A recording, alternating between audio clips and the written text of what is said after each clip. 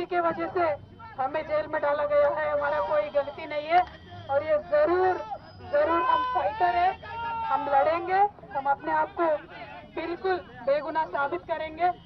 Thank you so much. जय तेलंगाना।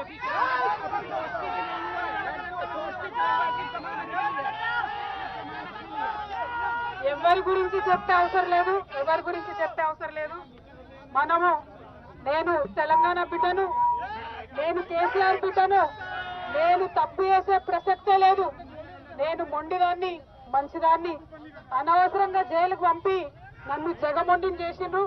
ఇంకా ప్రజాక్షేత్రంలో గట్టిగా పనిచేస్తాం, కమిట్మెంట్ తో పనిచేస్తాం, అందరితో కూడా నిలబడి ఉంటామని తెలియజేస్తున్నాం. We were always tough, we are fighters, we will fight it out legally, we will fight it out politically. We were always tough.